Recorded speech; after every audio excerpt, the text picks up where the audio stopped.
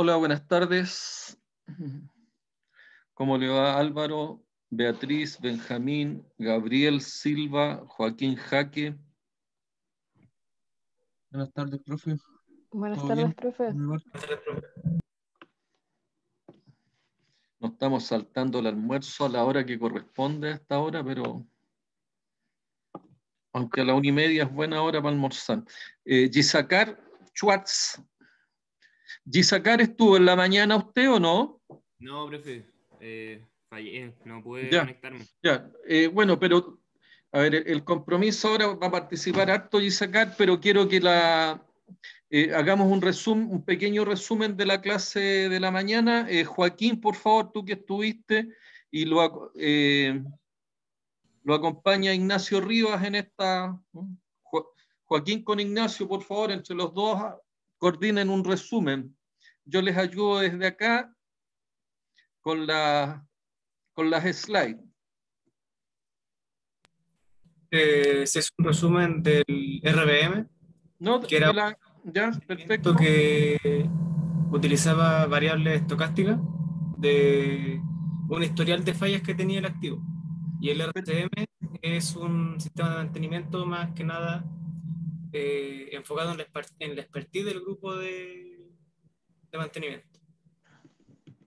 En síntesis, ¿cierto? Son metodologías para establecer los estándares operacionales y de esta manera mantener la función en el contexto operacional, tanto el RBM como el RCM, ¿cierto?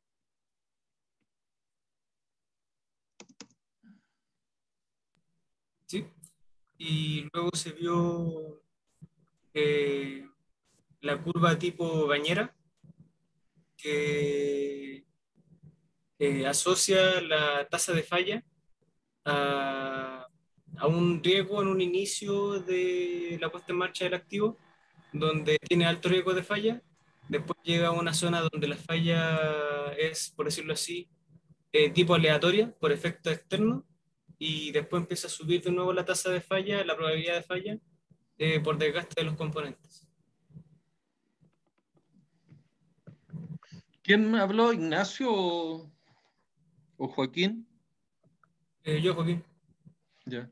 Ignacio, ¿qué puede complementar?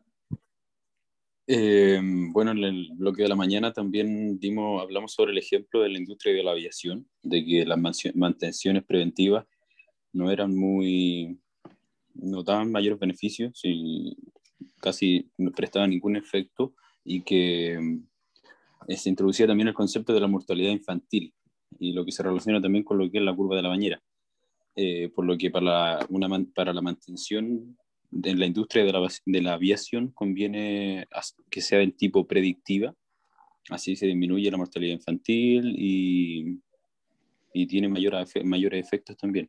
También como último ejemplo se dieron el de la ampolleta, como la ampolleta es un elemento que falla al instante, no se puede hacer ningún tipo de mantención preventiva ni predictiva. Entonces habría que recurrir a una mantención del carácter correctivo. Y finalizamos, ¿cierto? Hablando de que si yo requería una confiabilidad, digamos, dentro del proceso que requería esta ampolleta se mantuviera, ¿cierto?, encendida, ¿qué es lo que recomendábamos? ¿Se acuerda, Joaquín, Ignacio?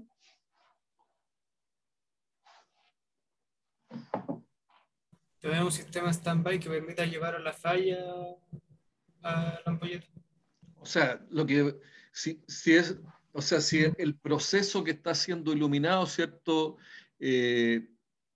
podría resultar catastrófico si es que la condición podría dar lugar a una falla que pudiera ser catastrófica si falla la iluminación.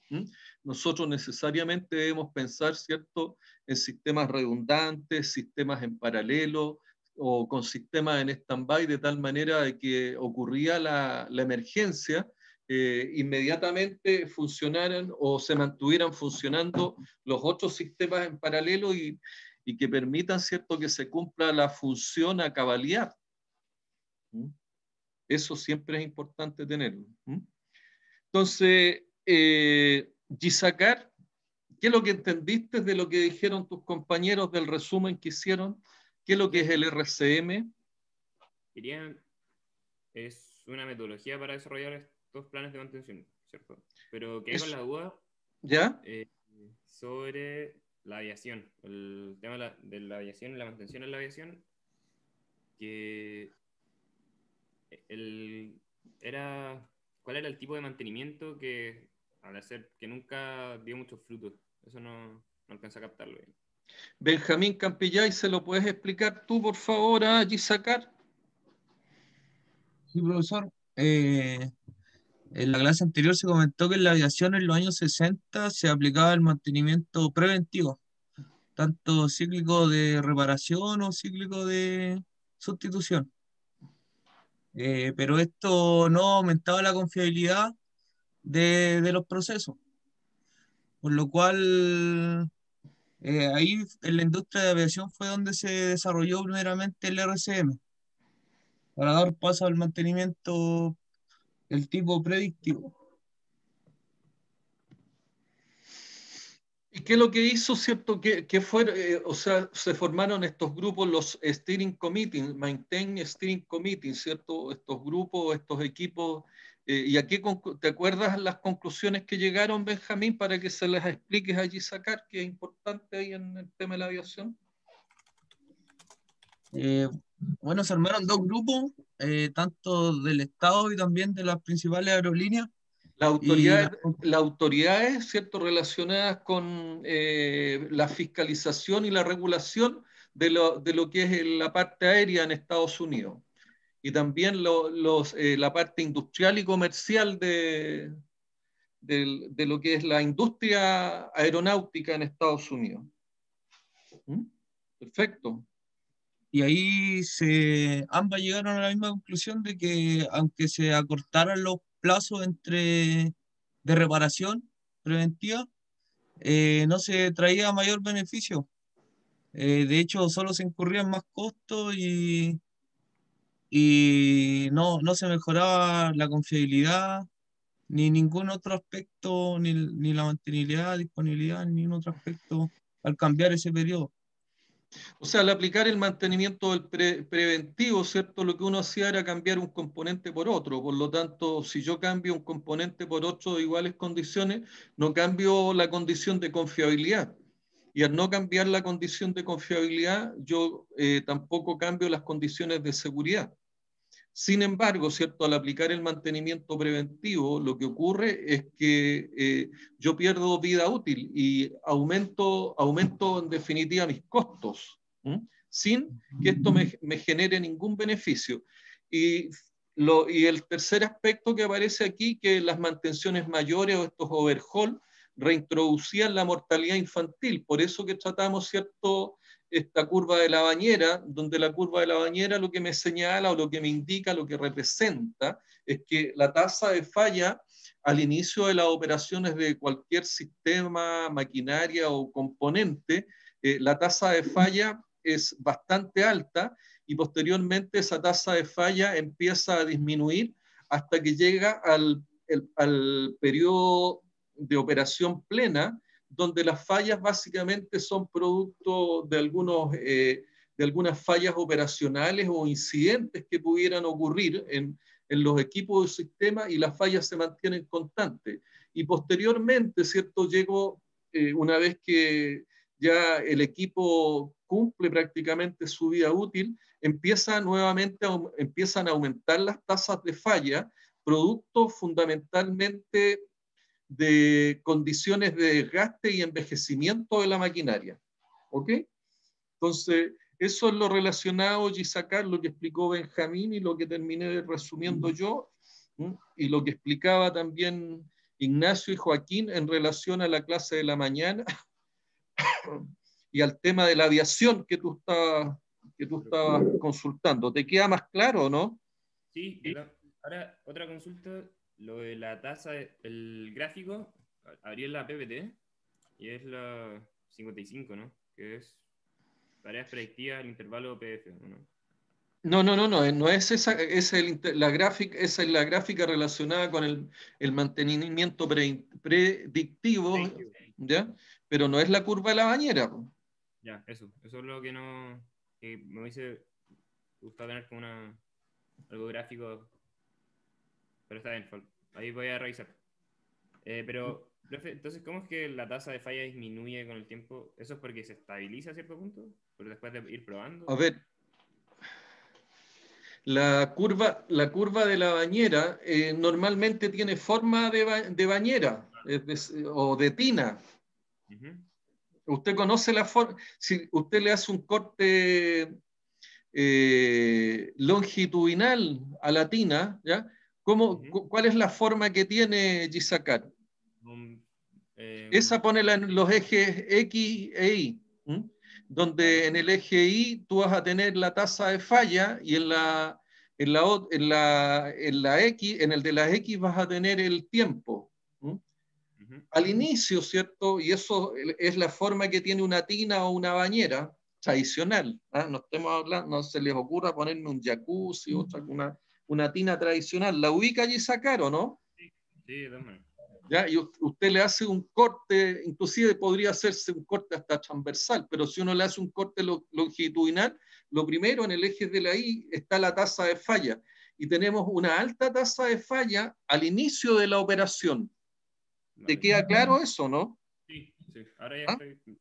Y esas tasas de falla normalmente ocurren y se dan por el hecho de que los equipos pueden traer algún diseño defectuoso, pueden haber materiales defectuosos, pueden haber productos de si el equipo es nuevo, ¿cierto? Y en el equipo nuevo también hay mortalidad infantil, las operaciones pueden ser inadecuadas o hay un desconocimiento en la aplicación de los procedimientos y eso te lleva, ¿cierto?, a mayores tasas de falla cuando el equipo es nuevo. Gisacar, ¿queda clarito eso? Sí, sí. ¿Sí? Eso ya. Benjamín, Sí, profe. ¿sí? También eso, en otro ramo yo lo he visto que se puede asociar al rodaje Exactamente, en los vehículos, en las camionetas, pero normalmente los motores cuando los ajusten, ¿cierto? Hay una etapa de rodaje. Y esa etapa de rodaje tiene que ver con los asentamientos y cómo se van ajustando las distintas tolerancias y nos lleva, ¿cierto?, en la etapa de rodaje en que yo tengo mayores tasas de falla, mayores frecuencias de falla. ¿Ok? Ok. Y sacar. Sí. Posteriormente, ¿cierto? Y imagínate nuevamente esta curva de la bañera. Viene una etapa, ¿cierto?, donde se estabiliza y baja la frecuencia de falla y bajan las tasas de falla y esto se transforma en algo normal, prácticamente plano, ¿ya? Se estabiliza en un plano. Y las fallas en ese periodo, que es el periodo, es parte del ciclo de vida de un componente de un equipo, prácticamente se deben a fallas del tipo operacional, a incidentes que pueden ocurrir en los equipos, ¿ya? Incidentes o accidentes que pueden ocurrir en los equipos, o nuevamente podría ser como consecuencia del desconocimiento o errores humanos. Eh, errores de operación o errores relacionados con malos mantenimientos inadecuados, ¿ya? Entonces, en ese periodo de estabilización es un periodo donde la tasa de falla es bastante baja y que es lo que más utiliza y ocupa uno, digamos, dentro de lo que es el ciclo de vida de un producto, de un servicio o de una maquinaria.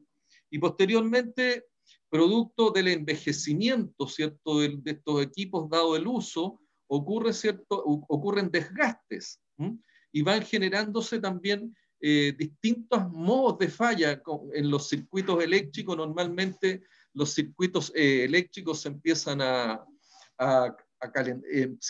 soltar y al soltarse los circuitos eléctricos también se producen calentamientos de los circuitos, ¿ya?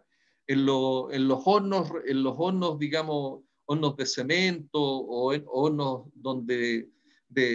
para secar algún tipo de producto, normalmente están cubiertos de ladrillos refractarios, entonces esos ladrillos refractarios también sufren desgaste con las temperaturas y empiezan a aparecer zonas calientes.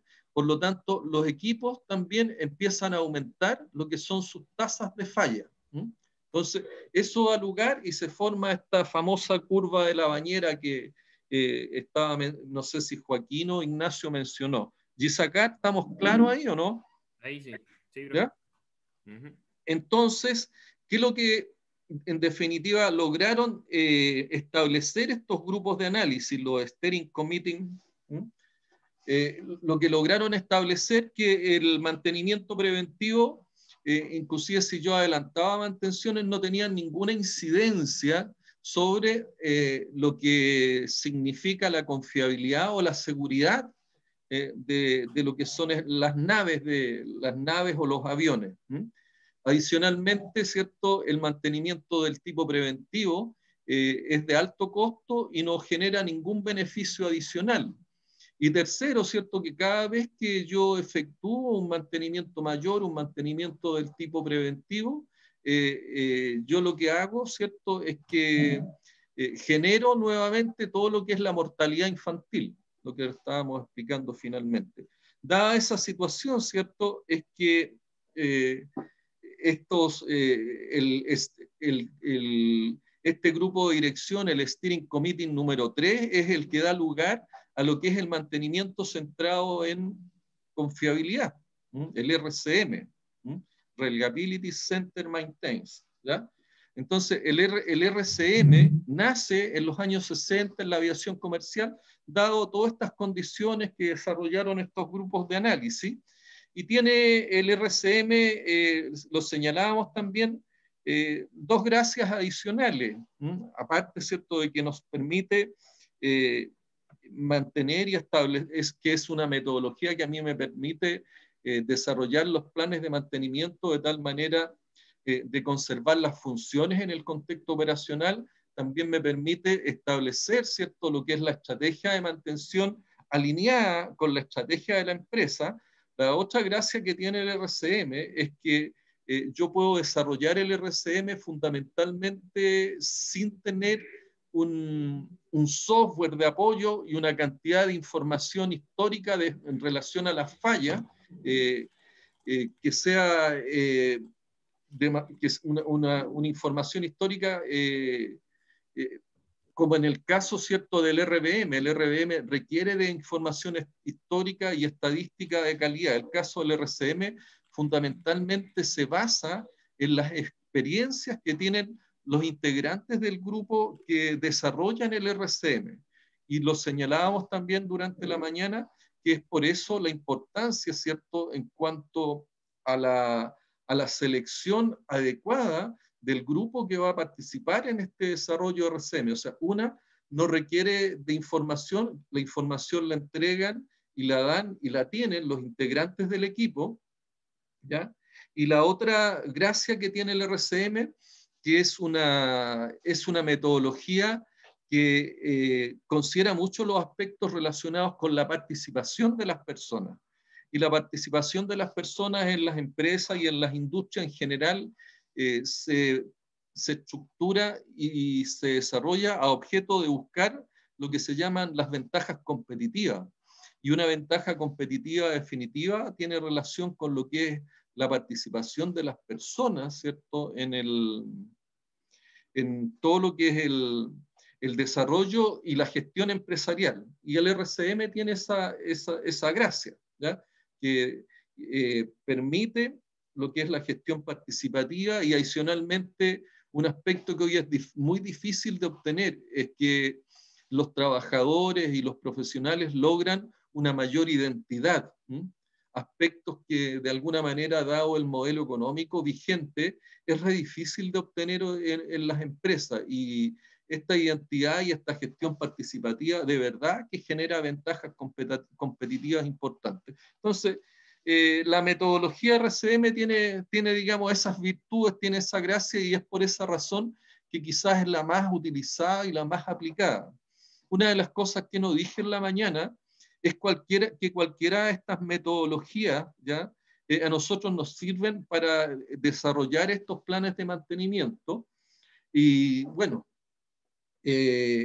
normalmente lo que uno hace a objeto de, cuando le toca aplicarlos en la práctica, utiliza lo mejor de cada una de las metodologías, es decir, utiliza, si lo tiene a disposición, lo mejor del RBM. Si yo tengo probabilidades, si yo tengo probabilidades estocásticas disponibles en mi proceso, en el contexto operacional, es recomendable usar siempre esas probabilidades de fallas estocásticas experimentales y hacer el uso de ese tipo. Y muchas veces uno toma información, establece la curva de distribución de falla, normalmente esa se ajusta a una Weibull, y esa Weibull a mí me permite calcular lo que son las probabilidades de falla de manera estocástica, ¿ya? Por lo tanto, son herramientas que resultan interesantes y aplicarlas muchas veces mezcladas. Traer lo mejor también que tiene el TPM, el mantenimiento productivo total. Y uno, por ejemplo, el TPM, que se basa en 8 pilares, que lo vamos a ver, digamos, también con un poquito de mayor detalle más adelante. En uno de los pilares se habla de lo que es la prevención del mantenimiento. Y la prevención del mantenimiento está relacionada con lo que es mantenibilidad y confiabilidad en proyectos. Mantenibilidad y confiabilidad en proyectos. ¿Eso qué es lo que significa? Que yo todo lo relacionado con mantenibilidad y confiabilidad debo verlo y debo analizarlo, debo estudiarlo y debo desarrollarlo en las etapas más tempranas que tiene un proyecto, es decir, desde lo que es la formulación de un proyecto industrial, yo debo preocuparme de analizar lo que es la mantenibilidad y la confiabilidad de un proyecto, porque un proyecto siempre tiene un objetivo, ¿cierto?, que va a satisfacer una necesidad determinada, tiene que cumplir una promesa, y para cumplir una promesa hay ciertos resultados y ciertos objetivos que yo debo cumplir, objetivos relacionados, objetivos productivos, objetivos relacionados con calidad, objetivos relacionados con costo, ¿ya? Y es el diseño y el nivel de confiabilidad que yo debo buscar, la confiabilidad óptima para todo el ciclo de vida del proyecto, debo buscarla desde lo que son las etapas más tempranas. Por lo tanto, siempre es recomendable, ¿cierto?, no solamente pensar, oye, no, yo voy a aplicar RCM y yo me convierto en un RCMista, o sea, es decir, en un fundamentalista del RCM.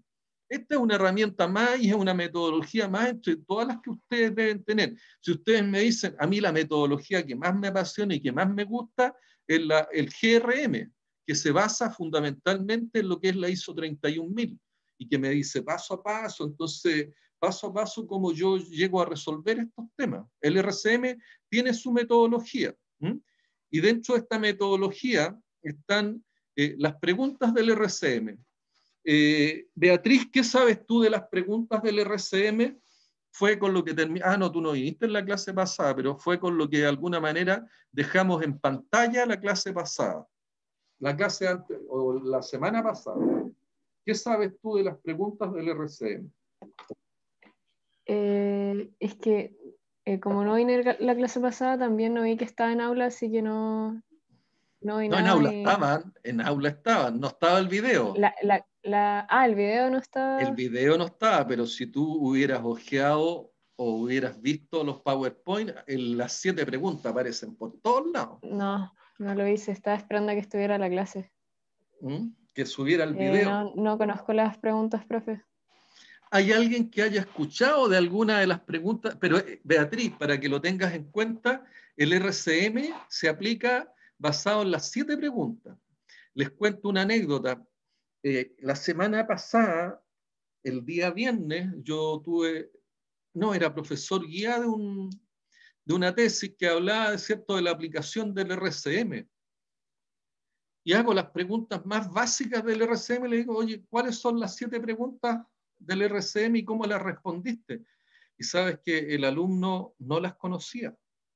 Este es un alumno que salió hace unos años atrás, yo no tuve la oportunidad de trabajar con él, sin embargo fui su profesor guía. Pero en realidad, más que trabajar, a mí me pidieron, ¿cierto?, participar como profesor guía, pero yo trabajé muy poco con él y cuando le hago la pregunta más básica en relación a la RCM, de cuáles son las 7 preguntas, no fue capaz de contestármela. Le pregunté también, ¿cuándo es conveniente aplicar el RCM? ¿Mm? Que puede ser una pregunta también hasta de certamen. Oye, ¿cuáles son las 7 preguntas del RCM? O aplique las 7 preguntas del RCM al proyecto que cada uno de ustedes, ¿cierto?, está desarrollando. Beatriz, ¿cuál es el proyecto o cuál es el proceso industrial que tú estás analizando en tu tarea? Cementos melón, profe. Cemento melón. Sí. ¿Cuál es la función principal o cuáles son las funciones que tú identificas las funciones principales que tú identificas en el cemento melón o cuál es el proceso? Perdón, profe, lo No, estoy perdón, abriendo. primero, del proceso, ¿cuál es el equipo más crítico que tú crees? Que tú crees, porque no lo hemos evaluado. Me parece que es uno de los hornos. El horno, ¿cierto? Al parecer. Sí. ¿Cuál es la función del horno? ¿O cuáles son las funciones del horno? Yo si puedo ayudar ahí a la compañera, profe, el horno que estábamos Vamos nomás, analizando, es que este tipo de ejercicio es re bueno y tú puedes ayudarla, por sí, favor. el horno lo consideramos uno de los equipos críticos porque se encargaba de fundir el clinker, sacábamos el clinker del horno. Entonces, por un lado teníamos que manejábamos altas temperaturas. Acá, yo no conozco muy a fondo el proceso del cemento, pero ¿habrá algún elemento contaminante a la atmósfera que produzca ese proceso, no? La fabricación de cemento. Sí, probablemente. Probablemente, ¿cierto? Por ejemplo, ¿se acuerdan que hemos hablado del caso de la fundición y refinería de Codelco en Tana? Ahí nosotros, si bien tenemos una serie, dentro del proceso tenemos por un lado, ¿cierto?, todo lo que es preparación, luego viene lo que es la fundición, y en la fundición se generan una serie de gases dentro de los cuales aparece el dióxido de azufre. Y el dióxido de azufre es un gas que es muy contaminante y que afecta a las personas. Por lo tanto, todas las normativas ambientales exigen que hoy en día ese gas no salga a la atmósfera. Y para ello, un tratamiento de ese residuo gaseoso, es que se construyen plantas de ácido. Y las plantas de ácido lo que logran, ¿cierto?, es procesar ese dióxido de azufre y lo transforman en un producto comercial que es el ácido sulfúrico. Entonces, la pregunta que me hago, en el cemento, ustedes dentro de lo que es, al hacer el diagrama EFS, ¿no se encontraron con algún tipo de gas o alguna emanación sólida, líquida, que pudiera ser un elemento contaminante que pudiera afectar a la comunidad?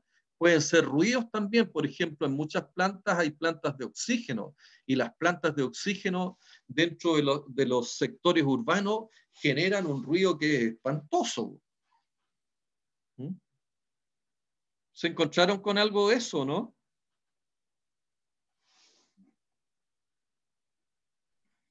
No recuerdo, profe, si es que había algún tipo de gas en particular, pero Es una en pregunta consecuencia, nomás sí, para ver por qué. Porque muchas veces uno tiende a engañarse con el tema de la criticidad. Les doy otro ejemplo. Hoy día, precisamente en la mañana, a la hora que estaba en clase, a mí me llegó una solicitud de un plan de mantenimiento para un proyecto, para un ascensor al cual le hicieron un overhaul, ¿ya? Y me mandan y me dicen, mira, el equipo, lo más crítico acá es el sistema de paracaídas.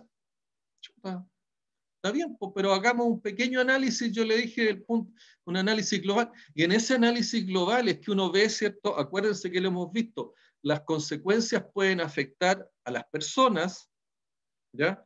Entonces, las consecuencias también pueden afectar al medio ambiente, las consecuencias pueden ser del tipo económico, las consecuencias pueden ser del punto de vista estratégico, es decir, pueden, o no estratégico, a ver, las consecuencias pueden ser, a ver, ya, llamémosle estratégico, que pueden afectar aspectos legales o aspectos relacionados con el prestigio de la empresa. ¿Ya? Entonces, en esta conversación preliminar con esta persona que me manifiesta su necesidad o su problema, me señala, no, si para mí la parte más importante son los paracaídas. Y los paracaídas son básicamente los sistemas de frenado que tienen muchos de los ascensores, los winches o las jaulas que se utilizan en la minería. Y esos sistemas de frenado básicamente inclusive son algunas vigas que se colocan y asociados a unos rieles, ¿ya?, que vienen en los respectivos ascensores y que cuando falla o se llegara a cortar el cable, hacen un efecto de cuña, es decir, la jaula o el ascensor queda, digamos, esos rieles, esas guías que traen los ascensores o las jaulas, quedan prácticamente acuñadas en esas vigas que se colocan para esos efectos, y esos son lo que se le llaman los paracaídas. Pudieran haber algún sistema de amortiguación u otros más que van a impedir la caída libre, ¿cierto?, de estos sistemas. Pero, ¿a qué voy? Que cuando nosotros hicimos un pequeño análisis preliminar respecto a qué es lo que es más crítico, empezamos y analizamos todo lo relacionado con el cable de acero o los cables de acero. Y la realidad es que el tema de las vigas normalmente no tienen, si bien actúan cuando hay alguna situación que pudiera generar algún tipo de caída libre, algún descontrol, el mayor problema que enfrentamos, ¿cierto?, es el corte de un cable, ¿ya? Aparentemente, porque ahí no hay problemas ambientales, pero sí la situación de una caída o el corte de un cable, de un ascensor, de un winche o de un funicular, ¿cierto?, como los que tenemos acá en Valparaíso, en caída libre, ¿cierto? Y acuérdense, ¿cierto?, que la fuerza, ¿cierto?, está relacionada con la masa y con la altura, el mg. ¿Ya? Entonces, nosotros nos encontramos, ¿cierto?, que un corte del cable a una altura considerable, evidentemente no va a ser suficiente el tema del paracaídas. Por lo tanto, el sistema más crítico pasa a ser, no es el habitáculo, no es el sistema de potencia, no es el sistema de control, no es el sistema motriz, ¿ya?, sino que tiene que ver básicamente con lo que es la suspensión de estos sistemas, que es el cable. El cable es el sistema más crítico en un primer análisis, ¿ya? Entonces, si estamos hablando por eso que me voy en esta planta de cemento, Beatriz, Gisacar, ¿cierto? Usted salió en la defensa aquí de Beatriz, ¿cierto? No, profe, soy yo, Álvaro Borra. Álvaro, ya, perdona, Álvaro. Entonces, Álvaro, por eso que te preguntaba, nosotros en esto tenemos que hacer los diagramas de proceso, los diagramas EFS, de tal manera que podamos identificar las distintas funciones que están presentes en cada uno de los procesos, ¿ya?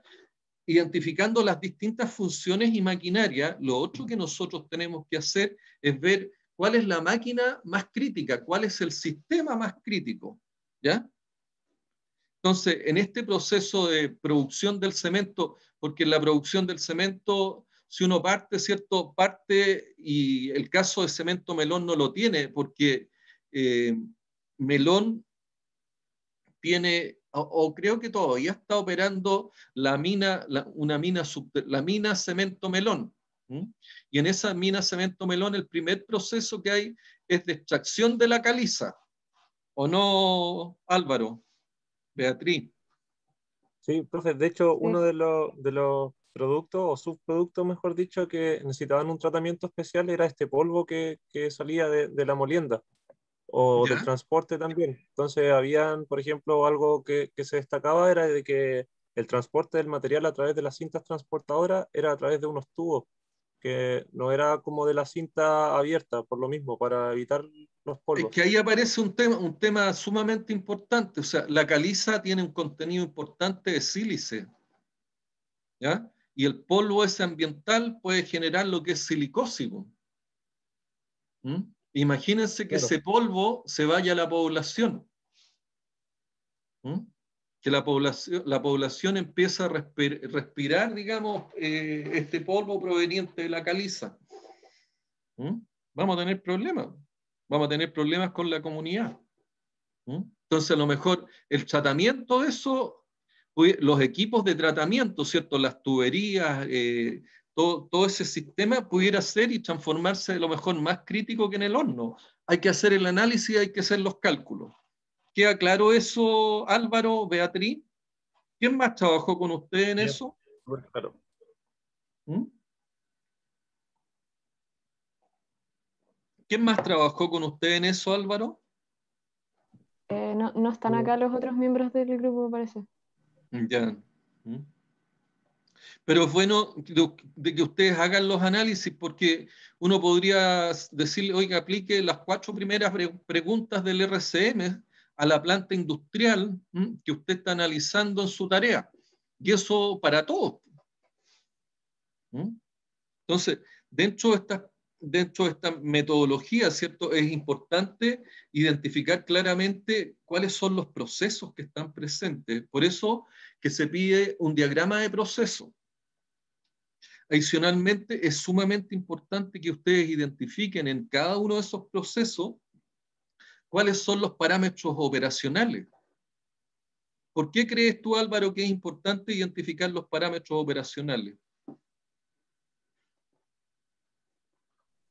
Y yo creo que para eh, prepararse ante cualquier posible falla o problema que pueda haber en la operación, ¿Cuándo falla un equipo? cuando De no tiene el acuerdo, mantenimiento adecuado, pero de acuerdo a la definición del mantenimiento, ¿cuándo falla un equipo?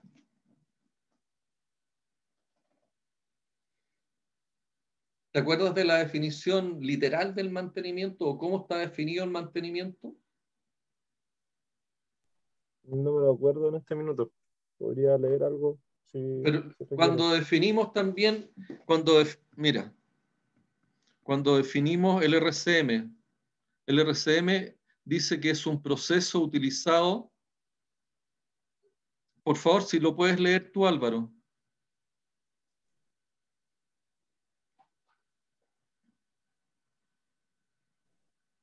Ah, ya. Bueno, el proceso ahí tiene que asegurar que el activo continúe cumpliendo sus funciones. ¿Cuáles son las funciones de cualquier activo? ¿Qué se tiene que dar para que se cumplan las funciones de cualquier activo?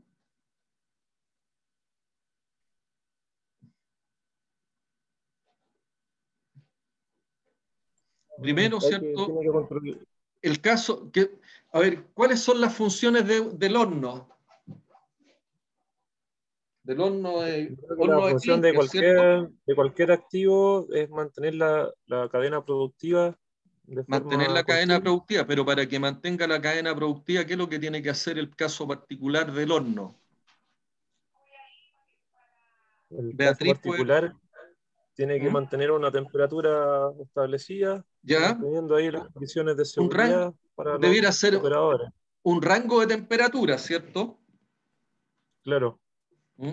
Una franjita y una franja de temperatura, no sé, pongamos, serán no me acuerdo las temperaturas que funcionan el horno, pero pongamos 400 grados más menos 10 hasta grados Celsius. 1400, hasta ¿Ah? 1400 grados, hasta 1400 ¿Sí? grados centígrados. Está Más menos, a ver, más menos 20 grados Celsius. ¿Mm? Para que se funda el clinker. ¿Mm? Pero ese es un parámetro operacional, ¿o no? claro, Si claro que baja sí. la temperatura, ¿Qué ocurre con el... ¿Voy a No poder se, cumplir la no se función? funde de la forma que se necesita. Se forma un No, producto de no, menor no voy a calidad. alcanzar los estándares operacionales. No voy a obtener la calidad del producto que yo ando buscando. Por lo tanto, no voy a obtener cemento. ¿De acuerdo? Sí, profe, de acuerdo. ¿Mm? ¿Qué otro estándar operacional debiera aparecer ahí?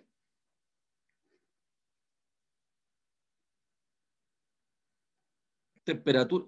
O sea, yo Los tengo que gases cumplir. emanados, ¿Ah? los gases que se emanan debido a la combustión Sí, producida por pero la... digamos, esa es una función del tipo secundaria, ¿cierto? El nivel de gases aceptable, el nivel de contaminación gaseoso que yo pudiera aceptar. Perfecto, ya, y eso lo puedo medir por las partes por millón o lo que va al ambiente, las partes por millón que aparecen en el ambiente, ¿de acuerdo? Pero vamos la desde el cantidad de punto de material vista, procesado, ¿ah? el material procesado para hacer cemento. Capacidad de procesamiento, ¿cierto? Las toneladas de clinker por hora, ¿o no? Claro. Entonces, ese es otro parámetro operacional importante. ¿Mm?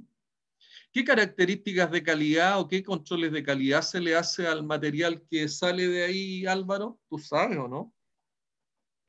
Principalmente el diámetro con el que sale el clinker, que son como unas esferas de un material ya fundido El que calibre, contiene entonces. los minerales. Claro, El sí, calibre.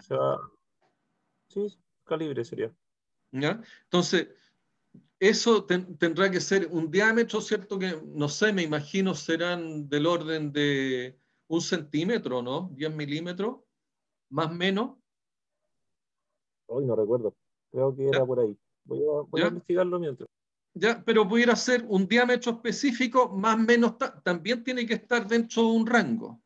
¿Ya? Entonces, la capacidad productiva, ¿cuántas son las toneladas por hora que debiera procesar el horno?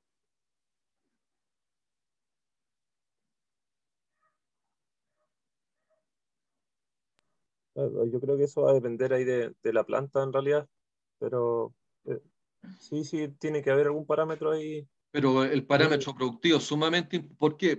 Supongamos que son 15 toneladas la hora. ¿Ya? Más o menos 1 tonelada, digamos, porque también tiene que estar dentro de un rango. ¿Mm? Dentro de un rango aceptable, de tal manera que yo con esta cadena productiva pueda cumplir los niveles de producción que ando buscando. ¿De acuerdo? claro, sí, sí. Y el Y otro bueno, un factor parámetro, importante, profe, que también analizamos era de que el horno debería tener una alimentación continua, bueno, por la energía que se suministra al horno para llegar a las temperaturas, el que no tenga una alimentación continua sería apagar el horno, prenderlo, apagarlo, prenderlo, y eso es un gasto de energía bueno, tremendo por tiene eso que hay consecuencias parámetros, económicas. por eso que acuérdense que los diagramas de proceso tienen entrada, tienen los procesos y tienen los parámetros de entrada y parámetros de salida. ¿Mm? Por lo tanto, si tenemos una determinada temperatura, ¿cierto? Si tú me dices, hay otro parámetro que siempre está presente cuando yo proceso este tipo de cosas, que es el tiempo de residencia. ¿Cuánto tiempo tiene que estar el material dentro del horno? ¿Ya? El tiempo de residencia también es un parámetro importante, de tal manera de que el material alcance las características que yo ando buscando en cuanto a diámetro y a especificaciones técnicas que me permitan continuar con ese proceso, porque posteriormente este material se va a molienda. ¿Mm?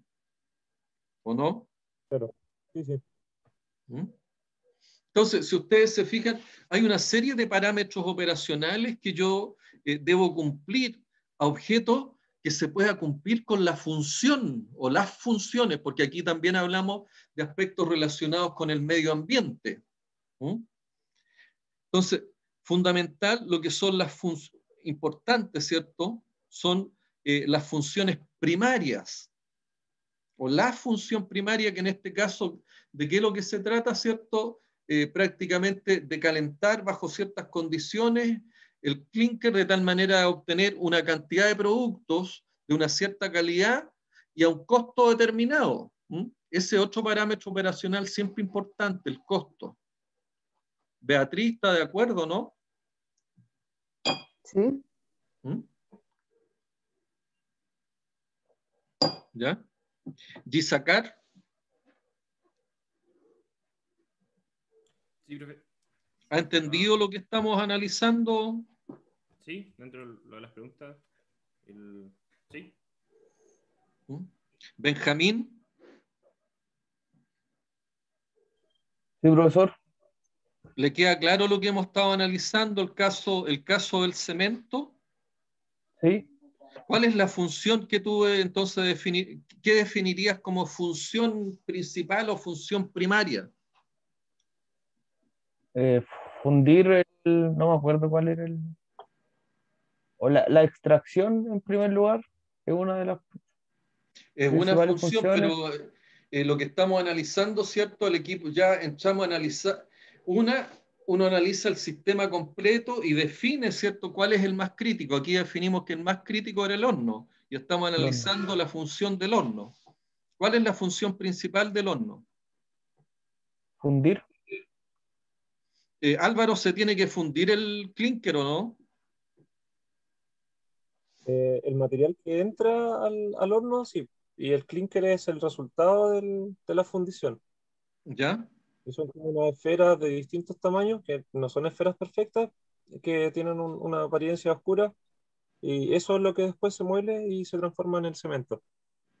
Ok, entonces nosotros tenemos que lograr fundir de tal manera, y ahí se mete a ver, piedra caliza, ¿cierto? Como material base. Entra también pusolana, creo, ¿no?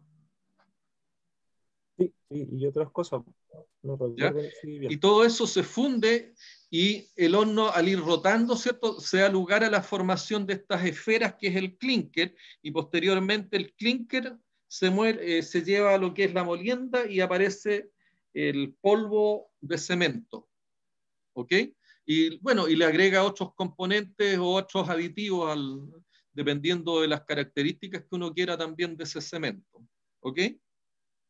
Pero entonces, Benjamín, ¿cuál sería para ti la función principal? Del horno sería la de fundir el material base para producir los clickers. Pero, y la función, porque lo que La decía, producción del cemento sería del pero polvo del esa no es cemento. la producción del cemento, no es la función del horno, po. Es No, fundir para producir. ¿Mm? sí, ¿Ya? Pero basta con fundir, no hay que mantener rangos de para operación. alcanzar una capacidad de producción, ¿no? Porque eso busco. A mí cuando me compran o yo vendo y distribuyo, ¿cierto? Tengo que vender miles de sacos, por lo tanto voy a vender miles de sacos diarios, por lo tanto tengo que cumplir ya con una producción diaria. Entonces, y esa producción diaria me la va a dar el horno, suponiendo que es el equipo único y equipo crítico. ¿Ya? Entonces, tiene que fundir una determinada cantidad de material de tal manera que yo en mi resultado obtenga una cantidad de clinker por hora, que va a ser, ¿cierto?, el que me va a permitir alcanzar el compromiso o la promesa de venta que yo tengo. ¿De acuerdo? Y esto igual a un costo. A un costo determinado. Adicionalmente, Álvaro, esto requiere de una calidad, ¿cierto? Tú dijiste, son esferas de un determinado diámetro y de un color, tiene ciertas características. Ahora, si en vez de esferas, que inclusive dijimos esferas que debieran ser no sé, variarán entre 10 y 20 milímetros, ¿ya? Y si pasan y ya no aparecen esferas que son de 40, 50, probablemente eso sea rechazado, no sea un material de la calidad que nosotros esperamos y que no se pueda posteriormente procesar, o sea, un material de rechazo que no vamos a lograr continuar con su proceso. Por lo tanto, la función es que yo tengo que fundir calentar, procesar, ¿cierto? Una determinada cantidad de material y voy a obtener un determinado costo, una calidad determinada, una capacidad productiva, un cierto costo. Porque si yo no cumplo en algunos de esos parámetros operacionales, estoy perdiendo la función, no estoy cumpliendo la función para la cual yo diseñé o la función para la cual yo compré ese horno. ¿Se entiende hasta ahí, Benjamín? Sí, profe. Gabriel Silva, Sí, se entiende bien, profe. ¿sí? Gisacar, Sí, profe. ¿sí? Pero la función. Ujú. Beatriz, Sí, pregunta, Gisacar, ¿qué otro tipo de funciones debiera cumplir, funciones del tipo secundaria debiera cumplir el horno? A ver. Que, por ejemplo, que adentro se haga la mezcla. ¿No? ¿Perdón? Eso podría- Que adentro se mezclen los componentes para Pero hacer esa masa. es parte del proceso que tiene que cumplir para lo que es la función primaria. Ah, ya, entonces como secundaria.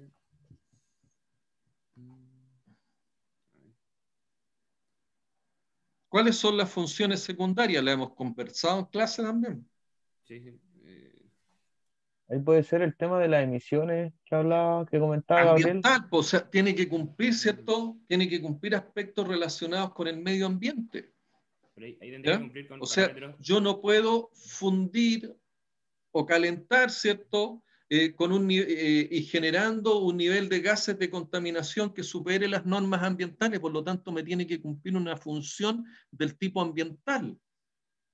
Y muchas veces, ¿cierto? Estas funciones secundarias pasan, como es el caso de la fundición y refinería de cobre, en que las funciones secundarias pasan a ser más importantes que la función primaria. ¿Ya? ¿Logramos entenderlo eso, no? Beatriz, Sí, Benjamín, ¿algo me iba a decir sí, usted? ¿Mm? ¿Se entiende? sí, profe, sí se entiende. Por mi parte, sí. ¿Mm? Beatriz, sí, profe. ¿qué otra función primaria se te ocurre a ti, Beatriz? Perdón, secundaria.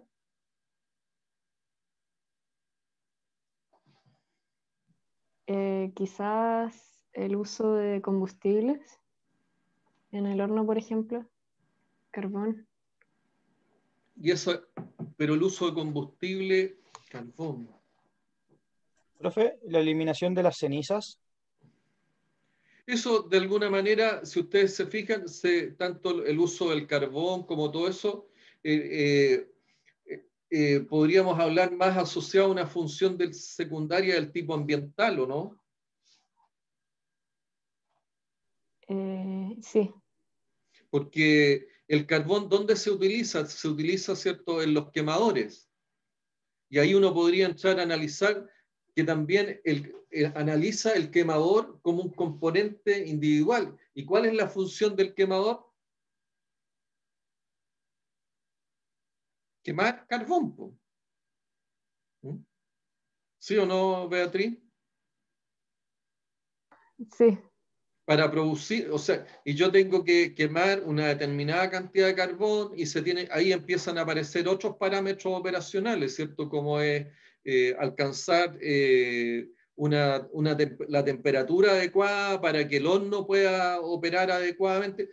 O sea, uno podría analizar el quemador como parte del sistema del horno, ¿ya? Y podría asociarle también su función primaria y buscar también sus funciones secundarias, superfluas, o lo que es la protección del sistema. Pero otra función que normalmente tienen que cumplir los sistemas, las maquinarias y los artefactos está relacionada con la seguridad, ¿ya? Porque un ejemplo clásico de esto son los sistemas de transporte, el automóvil. El automóvil, ¿cuál es la función que tiene, Benjamín? El transporte. Transporte. Pero basta con que me transporte. Un auto usted lo compra, lo ve, ¿cierto? Por ejemplo, los carretones, estas chanchitas, ¿Corrió alguna vez chanchita, Benjamín? Ahí en la universidad se usaba mucho, ¿no? No, pero nunca Pero tuve conoce la. cómo funcionan. Sí, Una tablita, 2 ejes y algunos rodamientos. Pero basta con eso porque eso me transporta a mí. Pero no, usted no queda basta con eso. tranquilo con transportarse, ¿no? No, la seguridad es La seguridad, o importante. sea, ¿qué es lo que uno coloca? Un par de, unos pedazos neumáticos, ¿cierto? Como freno, y esos neumáticos los aplica contra el suelo y genera un sistema de frenado. ¿Ya? En los automóviles uno podría colocar un sistema de frenado de ese tipo. No, no te frena. Tiene que colocar un sistema de freno adecuado, ¿cierto?, al contexto operacional correspondiente. ¿De acuerdo? De acuerdo. Entonces, ustedes se fijan en que aquí empieza también el contexto operacional a ser importante.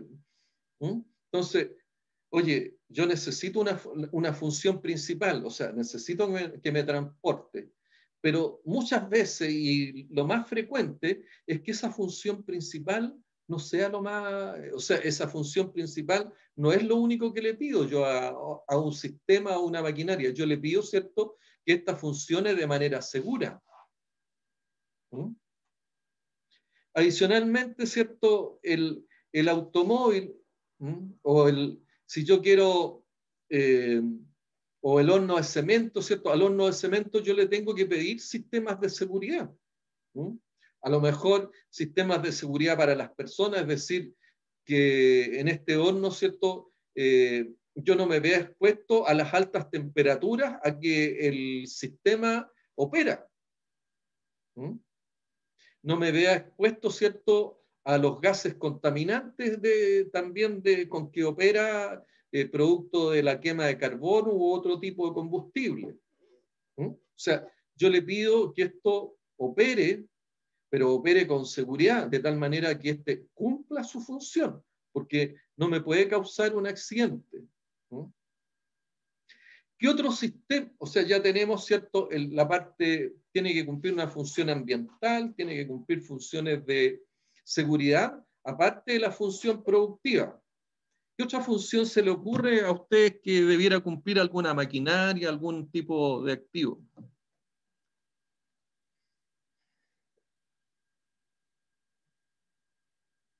Gisacar. Perdón, pero estaba pagando, no entendí la pregunta. ¿Mm? ¿Me puede repetir? Que aparte, recién dije, función primaria, ¿cierto? Fundir el material para producir quincle, con todos los parámetros operacionales que corresponden. Funciones secundarias, que son aquellas funciones que, si bien no están relacionadas con o sea, no contribuyen al proceso principal, primario, sí son indispensables para que pueda funcionar el sistema. El ejemplo, ¿cierto?, del sistema de freno a objeto de que funcione con seguridad. Pero yo también le pido que funcione respetando condiciones del tipo ambiental. ¿Qué otro tipo de función se te ocurre a ti que debieran cumplir las maquinarias o los equipos? O en particular, en el caso de una silla, una mesa, un escritorio, ¿qué funciones, aparte, ¿cierto?, de que yo pueda escribir, pueda sentarme, pueda trabajar? Yo le pido funciones relacionadas con seguridad, es decir, que no esté astillado, que yo no me vaya a cortar y que no sea un material que ambientalmente sea, digamos, no autorizado. ¿Qué otra función yo le podría pedir a una silla o un escritorio? Que sea como estable, ¿no? Que sea estable o que no eso se haya... es seguridad, pues, seguridad. Ah, claro, eso es seguridad. La ergonomía igual. ¿Ah? La ergonomía de... La ergonomía es una función sumamente importante. La ergonomía es una función importante en ese tipo de artefactos, en ese tipo de activos. ¿Ya? En el horno, evidentemente, los aspectos ergonómicos relacionados con el control de procesos que se dé. Oye, si yo tengo algún sistema de medición de los parámetros operacionales, que eso estén a la mano, que yo pueda visualizarlos claramente, ¿ya? Que yo pueda, desde el punto de vista ergonómico, hacer algunas actuaciones que sean necesarias de ajuste y de calibración en los hornos o en las maquinarias que yo estoy interviniendo. Entonces, la ergonomía también es una función que yo le pido a los sistemas. ¿Mm? ¿Qué otra más? Protección. Tanto protección a las personas como protección del mismo equipo, ¿ya? Las válvulas en los compresores, ¿Mm? Los sistemas de detención en las correas transportadoras, ¿Mm? Los sistemas de protección también en los sistemas eléctricos, ¿ya? Entonces, yo tengo funciones que son funciones del tipo secundaria, que son funciones que muchas veces pueden ser más importantes que la función primaria o la principal. Entonces, y como estamos en el RCM, ¿cuál cree ahora Beatriz, habiendo conversado de las funciones, ¿cierto? ¿Cuál usted cree que es la primera pregunta del RCM?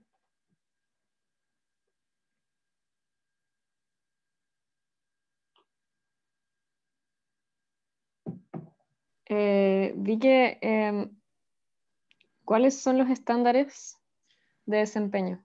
¿De qué? ¿Cuáles son las funciones y los estándares operacionales en el contexto operacional? Esa es la primera pregunta. ¿Mm? Ahí está. ¿Cuáles son las funciones y estándares de desempeño del activo en su actual contexto operacional?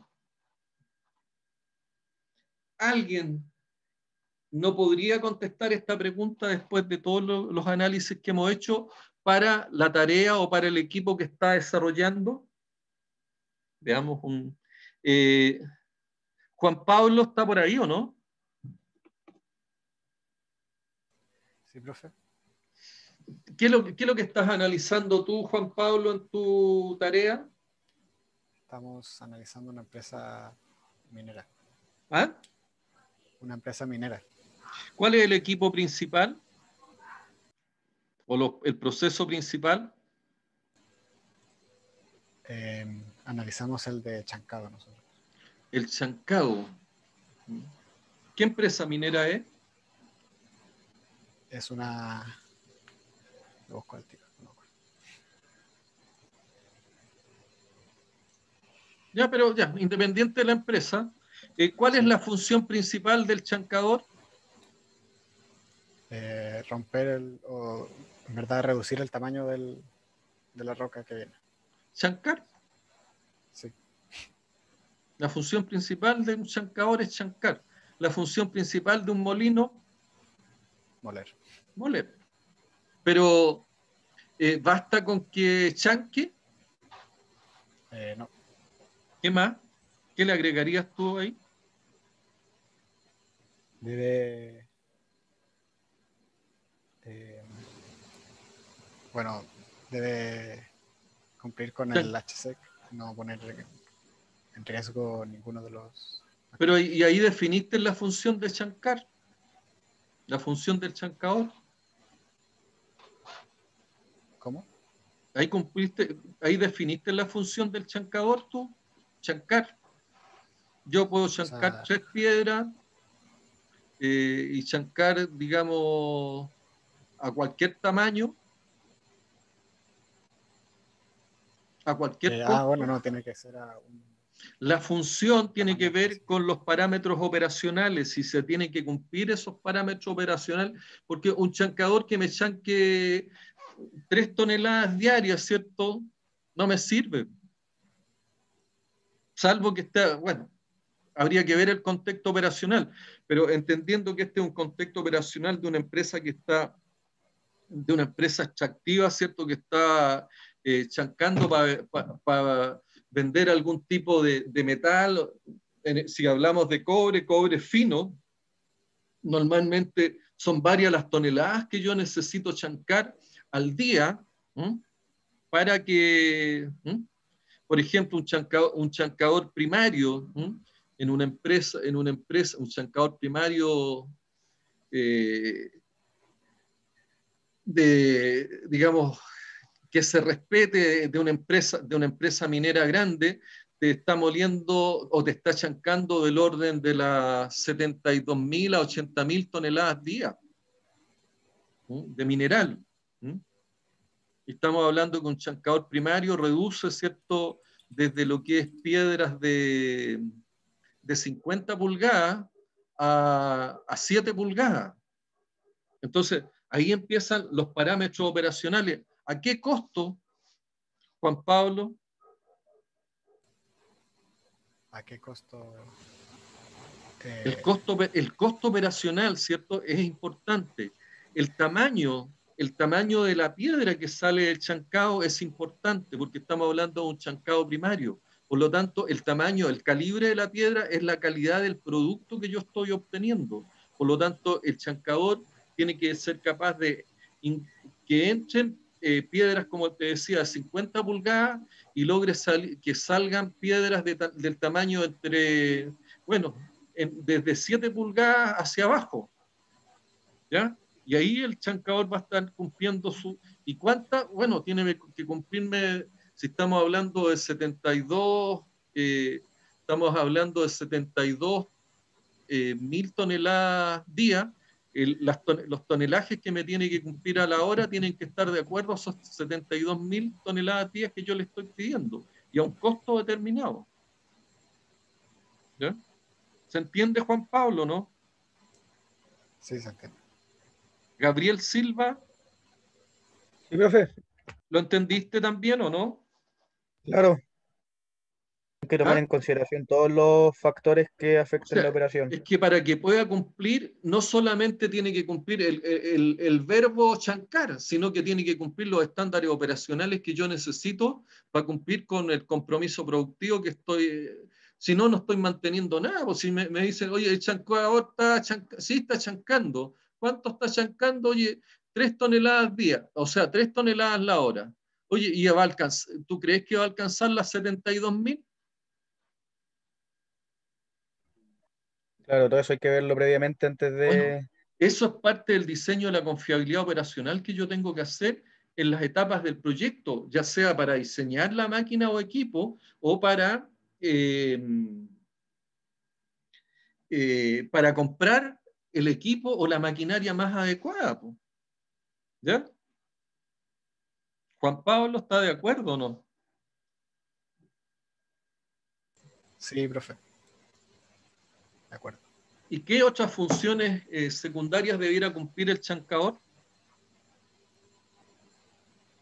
Bueno, el HSEC, que no haya riesgo a la salud o al... A ver, oye, yo les he enseñado el HSEC como una regla mnemotécnica para que ustedes aprendan y tengan en cuenta estos factores importantes que uno siempre tiene que estar considerando, pero es importante, ¿cierto?, que el chancador cumpla aspectos relacionados con seguridad, Claro.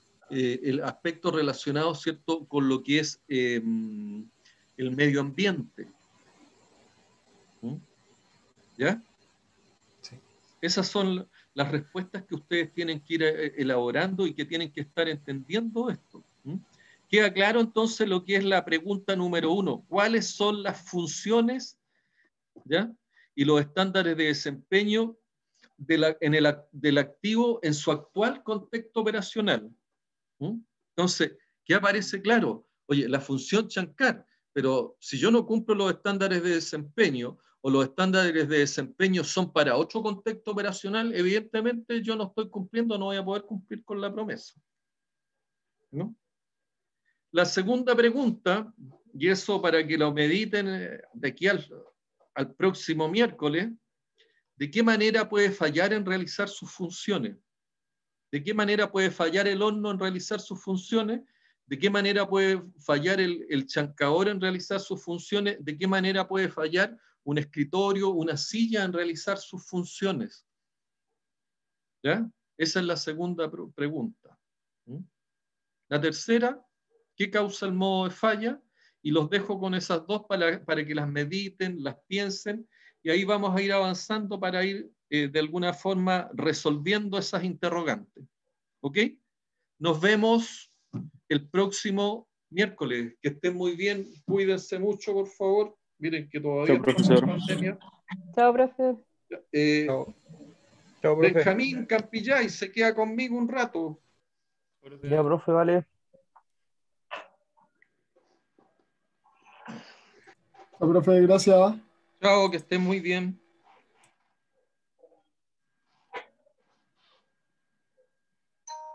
Aquí estoy, profe. Ya. Benjamín, a ver, me ha costado mucho el tema de, a ver, de cómo llevar hacia algo que sea entendible y coherente, porque de otra forma a mí me van a rechazar o nos van a rechazar el tema. ¿Mm? Entonces, es preferible gastarse en esta instancia. Yo te coloqué una propuesta, no sé si tú la lograste entender, Benjamín. ¿Mm?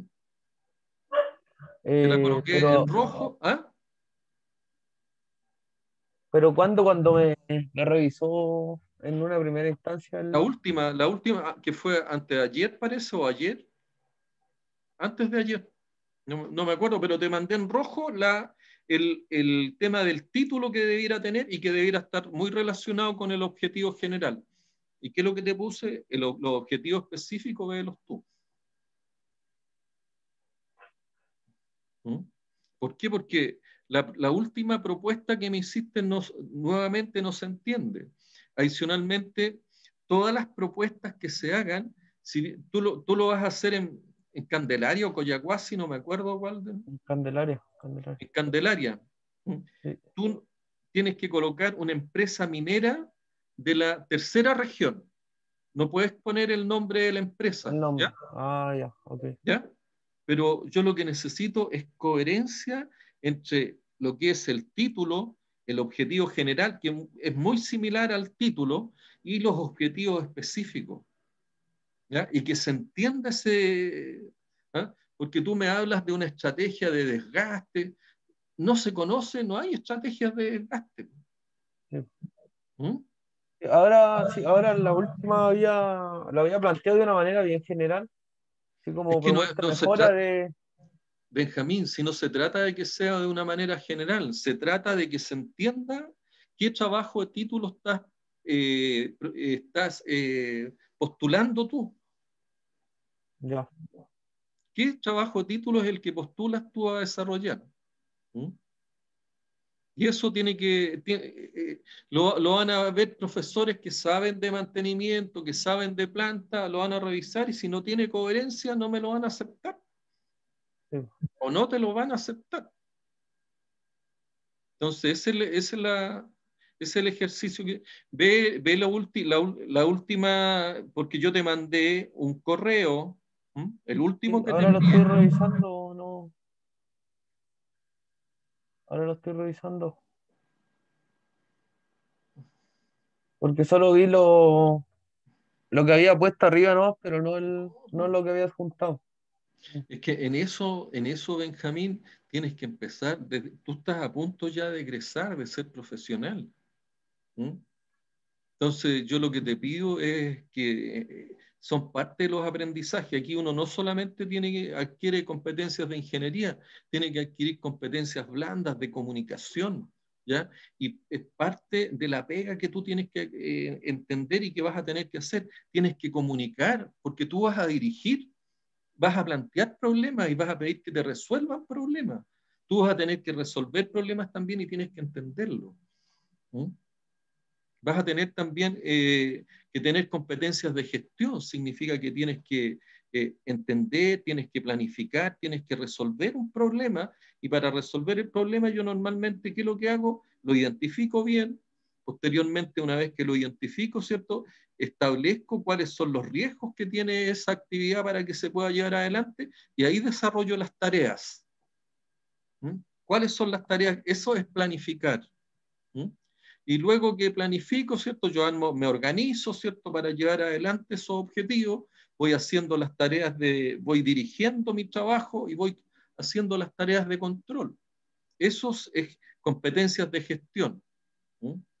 Y lo otro final que todo profesional debemos tener es que yo tengo que tener competencias éticas, es decir, actuar siempre como corresponde, es decir, oye, si no puede ser que ahora llegue y tú me digas, no, es que yo no leí el informe que usted me mandó, po, y me dice, oh, quiero reunirme. Te reúnes, pero ni siquiera me entiendes lo que yo te mandé, Benjamín. No, es que había leído el correo, pero no me había percatado, porque cuando uno hace una seguidilla de respuestas de correo, como que aparece el primero que todo, con la respuesta y se me había Yo traspapelado, ¿no? creo que te debo haber puesto con letras rojas, aparecen mis observaciones y que yo te dije, oye, son las últimas observaciones que yo te voy a hacer. Sí, sí, eso sí. Y después lo voy a mandar y si te lo rechazan, chuta, te voy a decir, oye, pucha, que lo siento. Sí. ¿Mm? Sí, la verdad es que necesito igual, o sea, no he sabido cómo orientarlo porque el trabajo en sí es como, es muy práctico llegar y hacerlo, entonces darle como el enfoque académico es lo que me ha costado. Bueno, ese es tu desafío, po. Sí, Si el trabajo título, ¿de qué se trata? De que ustedes pueden efectuar y desarrollar un trabajo que sea sistemático, que sea trazable, que sea ordenado, ¿cierto? Donde ustedes utilicen todas las herramientas que han adquirido a lo largo de su carrera para resolver un problema o resolver un desafío. ¿Mm? Pero primero tienes que tener muy claro cuál es el desafío, qué es lo que tienes que resolver, Benjamín. ¿Mm? ya, profe. Yo aquí he hablado mucho de la ISO 31000. Piensa cómo podrías inclusive aplicar la ISO 31000 al desafío que tienes tú. ¿Ya? Ese también, la ISO 31000 es un método de resolución de problemas. Entonces, yo te puse, como te digo, te insisto, en la última, te puse claramente cuál debiera ser más o menos el título de la canción ahí. ¿Mm? ¿Ya? Y de ahí empezar, o sea, visto eso, tengo este problema, oye, ¿cuál es el contexto que tengo? Identificar contexto. Identificar los potenciales riesgos que tú vas a tener para alcanzar el resultado que estás esperando. Pero tienes que tener claro, ¿cierto? Y eso te lo da la definición del problema, hacia dónde le estás apuntando, qué quieres resolver, cuál es la necesidad que vas a satisfacer. ¿Ya, Benjamín? Ya, profe. Gracias Ok. por el tiempo y por la aclaración. Ok, nos estamos viendo, que estés muy bien. Ya, profe, te igual. Ya, chao. Chau.